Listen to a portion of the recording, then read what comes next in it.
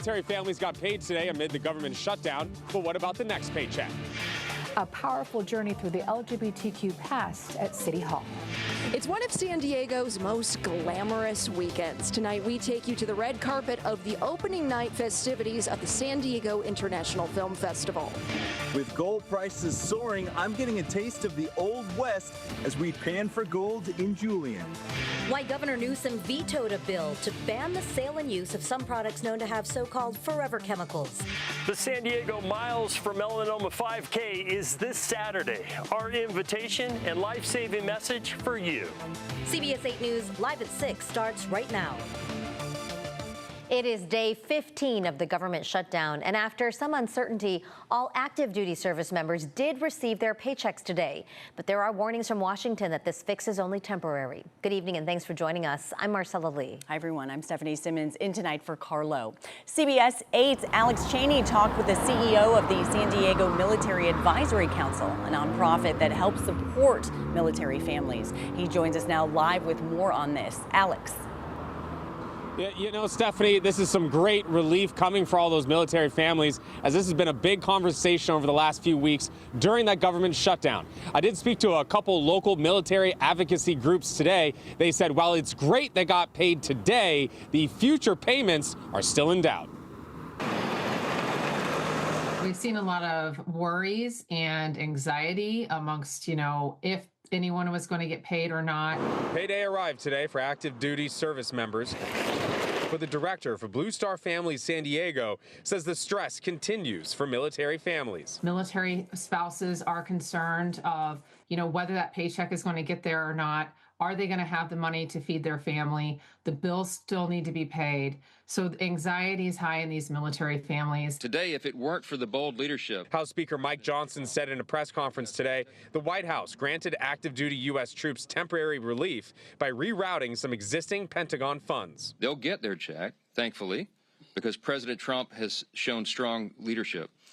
And under his direction, the Department of War has now redirected unspent funds to ensure that our troops are taken care of. But it's only a temporary fix. The status of the next payment on November 1st is unknown. I have no idea. You'll have to go to Washington, D.C. to get that answer. David Boone from San Diego Military Advisory Council says that the government shutdown continues, there could be missed payments. And now the question will be, as long as the shutdown lasts, what will the future paydays look like? He says pay is more than just basic needs. It helps military members stay focused on their task. It's a mission readiness issue.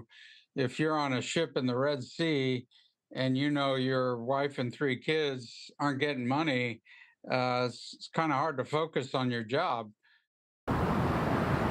Speaker Johnson went on to say in his press conference today that he is trying to free up a few extra $1 billion to make those November 1st payments, but still no official call just yet. Now, if you or anyone you know needs some resources, if you're one of those military families being affected by the government shutdown, I've included links to both of those advocacy groups on our website, cbs8.com. Back to you. Thanks so much, Alex. Jewish Family Service of San Diego is stepping up to help hundreds of families hit hard by the shutdown. Today, the organization teamed up with the San Diego Food Bank to hand out 40 pounds of food to 200 service members and their families. In San Diego, the need is significant, with roughly 46,000 civilian federal employees and 100,000 military members here. Organizers say they will keep doing this every Wednesday until the shutdown ends. But with no end in sight in the shutdown, San Diego Congressman Scott Peters is introducing a measure that would hit lawmakers where it really hurts, their paycheck. Peters and another lawmaker unveiled a bipartisan bill that would withhold congressional salaries unless they pass a federal budget on time. The idea comes from California, where state lawmakers passed a similar law. They haven't missed a budget deadline since that. Well, hundreds of nurses with Sharp hospitals in San Diego, Grossmont, and Chula Vista are taking part in a 3-day informational picket. So this is not a strike, as their union has not called for one, but workers say they are demanding a fair contract with better wages, benefits, and sick leave policies. We aren't able to thrive in this environment without continual increase in our wages. And our employer has put a proposal across the table that not only expects us to believe that nurse wages can be stagnant while everything around us gets more expensive, but it really disadvantages disproportionately our most experienced nurses. In a statement to CBS 8, Sharp Healthcare wanted to make clear picketing events do not involve a work stoppage, and so its hospitals do remain fully staffed. Sharp adds it remains committed to a fair and responsible contract for their nurses. We're told that both sides will be back at the bargaining table later this month. Today, the trial started for the man accused of threatening to shoot up Shoal Creek Elementary School back in 2023. 39-year-old Lee Lohr is facing one felony count of making criminal threats. Prosecutors say they found more than 400 emails about shooting up the school during a search of his phone. One of those was read in court today. I'm planning a mass shooting at Shoal Creek Elementary in San Diego, right off from Ted Williams. Children are going to die and parents can't do nothing about it. This will put a smile on my face. Later on July 10th, in the evening hours at about 9:32 p.m., active shooter at Shoal Creek Elementary, San Diego. I'm going to murder a bunch of children. The emails were sent as replies to spam advertisements. One was sent to a woman in Beverly Hills who then contacted police about it. Lohr's public defender says that he's a military veteran struggling with trauma who never intended to carry out a shooting or for anyone to read those emails.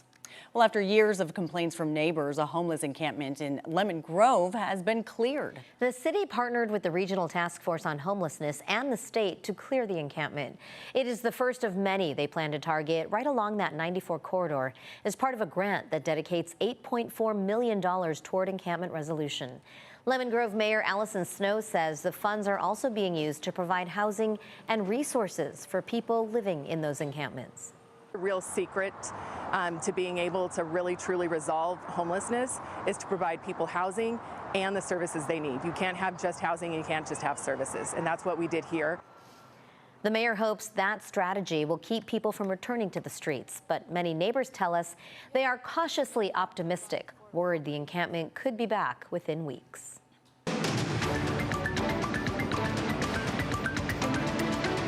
Today marks the first day of LGBTQ History Month. For the third time since Mayor Dick Murphy in the 2000s, an LGBTQ historic exhibit is open to the public at City Hall. CBS 8's Abby Black shows us how it turns the page for history to write its next chapter.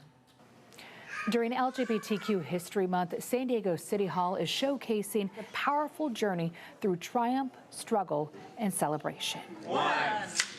Surrounded by LGBTQ+ leaders and allies, Mayor Todd Gloria welcomes the historic exhibit. A lot of bravery. The exhibit is a partnership with Lambda Archives of San Diego and the San Diego History Center. Oh yeah, I love that. Turning the page to go back in time and preserve decades of the local LGBTQ+ story. God, what year was this? As San Diego's first openly gay mayor, he's transported through time. With folks that paid a higher price than I had to, but they did what we're all supposed to do, which is to leave things a little bit better. October 15th marks the start of LGBTQ History Month, recognized nationally since 1994. When you walk in here, of course we salute Hillcrest, and then you start knowing the history of our community. Nicole Murray Ramirez is the Human Relations Commission chair and helped curate the exhibit. He shares what each rainbow panel means. You have to remember, it wasn't until 1976 that we weren't even legal. We could be arrested and be sent to mental hospital. From trailblazers to acceptance, the exhibit honors Harvey Milk, the civil rights leader who served in the Navy and was stationed in San Diego. I got to work with him during the Nita Bryan homophobic campaigns and the John Briggs. He had the greatest sense of humor. The journey tells painful stories of seeking bars as refuge in the AIDS epidemic. AIDS absolutely were dark years. But you see there's panels of strength and beauty. What would we do without the arts? The arts would fail if it wasn't for the LGBT. We're everywhere.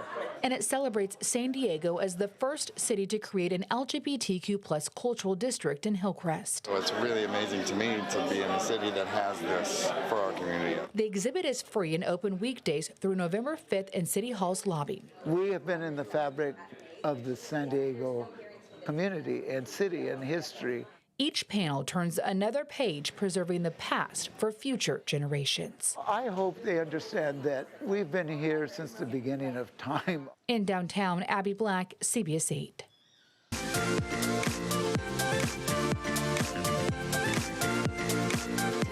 You hear that music and you know we're going into something good, right? Right, Marcella? Yeah. How about it? And by the way, on that note, it's lights, camera, action at the San Diego International Film Festival. CBS 8 is a sponsor of the event, which draws some big names and famous faces. CBS 8's Steffi Roche joins us live from opening night in La Jolla. And Steffi, I was so jealous of you about half an hour ago because Brian Austin Green was my teenage crush. And I was like, oh, Steffi got to meet him and interview him, and I just was glued to the set. Look at him. Still dreamy to me. I know. We just interviewed him. He's still on the red carpet out here right now. Brian Austin Green. He's out on the red carpet right now. Stars, they are out tonight. It's one of San Diego's most glamorous weekends. Right now we're here at the Lot in La Jolla. We're on the red carpet right now. People started walking around, started hitting the carpet probably around 5:15. But this is really a star-studded event, and there's going to be over 100 films and events at this festival. And right now I'm actually joined by the San Diego International Film Festival's board member and a film critic, Scott Mance. Hi, Scott. How are you tonight? I'm doing great. I'm so happy to be here in San Diego for our 24th San Diego International Film Festival. We are opening with a movie that stars Julia Roberts. Can't get better than that. Right. Can you get better than a movie with Julia Roberts and Andrew Garfield and Ayo Edebiri from The Bear, Emmy winner for The Bear? And this is a film I'm excited for people to see because not only is it a good movie, but I'm excited to hear people talking about it after the film because it's that kind of film, a film that stirs conversation. And what do you think is the most significant impact that this event has on the region and the city of San Diego? Well, this being our 24th year, and the San Diego International Film Festival has grown in leaps and bounds year after year. And, you know, we have so much support from the community and also from Hollywood because, you know, we get the independent movies, we get the documentaries, we get the foreign films and the international features, but we also get movies like After the Hunt, which is what we're opening with. We get the third film in the Knives Out series from Netflix, which is called Wake Up Dead Man, starring Daniel Craig. It's the best of those three movies, trust me on that. We also have the new film starring Brendan Fraser. It's called Rental Family. Beautiful film. And we have a movie that just might go the distance at the Academy Awards called Hamnet. Powerful film. It won the top prize at the Toronto International Film Festival. Jesse Buckley, Paul Mescal, written and directed by Academy Award winner Chloe Zhao. Great lineup here. We have our Night of the Stars Gala tomorrow with Mark Hamill getting the Gregory Peck Award. So answer your question, what is it about this community, about San Diego? It's San Diego. And people love supporting San Diego, and San Diego loves supporting us. Well said. Thank you so much, Scott. Thank you for your time. Enjoy the festival. Have a great time. Thank you. Yeah, and like Scott said, tomorrow is the Night of Stars. Stars like Marlee Matlin, Mark Hamill, Luke Skywalker himself. They will be getting awards, with Hamill receiving the Gregory Peck Award for Cinematic Excellence. But everyone out here, they're all excited for the opening night film, After the Hunt, the psychological thriller. We're excited too. But we're going to send it back to the studio now. Reporting live from the red carpet, I'm Steffi Roche, CBS 8. Steffi, thank you. After that, that's the Julia Roberts one. Yes. And it's already getting good ratings. All right. Can't wait. It's so fun that that's here in San Diego. Yeah, right up the street. Well, an important alert now for anyone traveling by train soon. We'll have those details still ahead, plus why Governor Newsom vetoed a bill that would have banned so-called forever chemicals in cookware. And people are looking to cash in on the record price of gold. We're going to have a look at the gold rush happening in San Diego's backcountry. Golden sunshine was in our forecast for today. We're just minutes away from our sunset, but will we see more rain on the horizon? Details ahead.